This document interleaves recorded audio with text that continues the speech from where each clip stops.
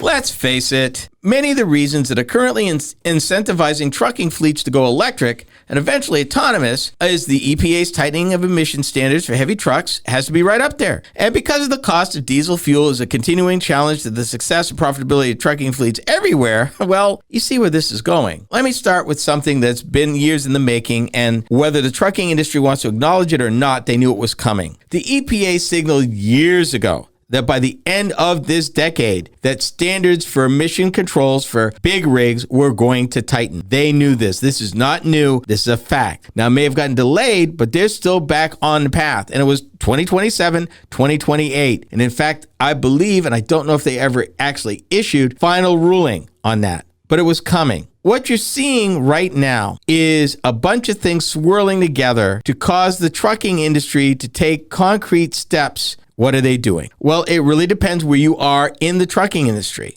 If you are a regional carrier or a final mile carrier where you're doing 100, 200 miles a day, you're FedEx, you're UPS, you're the United Postal Service, or some other regional carrier, then all of this stuff is probably driving you towards you're looking at batteries. If you're long haul truckers, 500 miles or more, big rigs, you're looking at fuel cells.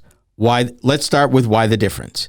Fuel cells lighter because at the end of the day, when you're hauling freight, you are limited to the money you make by the amount of freight you can carry. And the more freight you can carry, the more efficient you are. The more efficient you are, the more money you can make. And right now with diesel fuel over $5 a gallon in most places, you're looking to squeeze, if you'll pardon the pun, every penny out of every mile that you move a ton of freight. Trucking driver shortage. Regardless of what you heard, whether it's retirements due to COVID, slow people coming into the industry because of COVID and the suspension of driver training schools, or the rise of the drug and alcohol registry, which pulled 40,000 of these drivers off the road when it was implemented. All of the above, none of the above.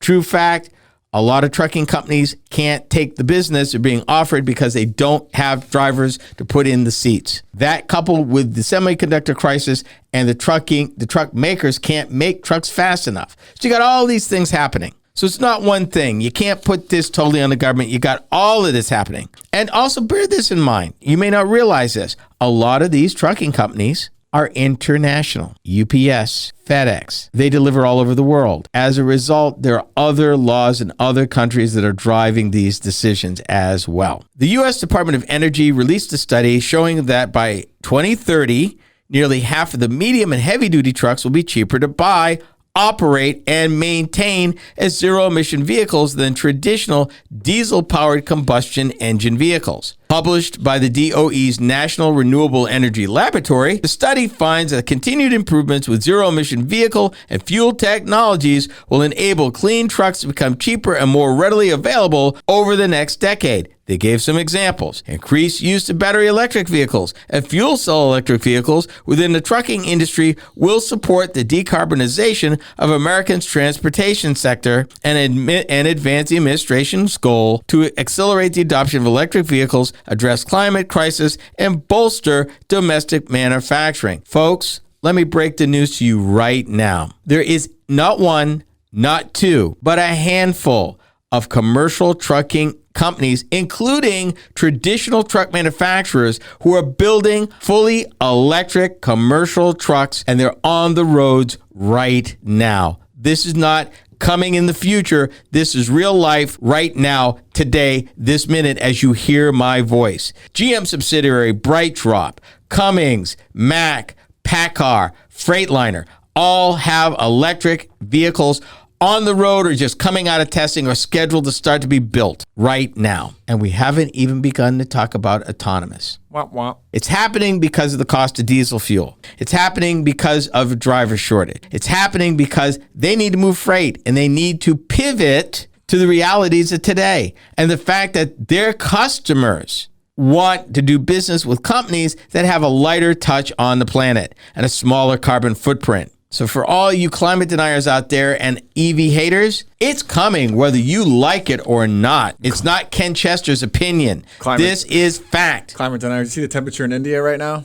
I haven't. 120. Oh my God. It could get up to 130. Let me bounce this off you. Medium and heavy-duty vehicles account for less than 5% of the vehicles on the road, but produce over 20% of the emissions from the transportation sector, which currently accounts for more than 1/3 U.S. greenhouse gas emissions. Key findings of the report suggest the cost competitiveness of zero-emission medium-duty and heavy-duty vehicles can largely be achieved by 2035. Specifically, the report finds that the cost of zero-emission electric medium and heavy-duty trucks will be the same or lower than those of diesel trucks. And they expect battery electric trucks to become cost competitive for smaller trucks in less than 8 years, while heavy trucks with less than 500 miles of range will be cost competitive by 2035. Due to advancements for fuel cells and clean hydrogen production, hydrogen fuel cell electric vehicles are expected to become cost competitive for long-haul, heavy-duty trucks with greater than 500-mile range by 2035. Ladies and gentlemen,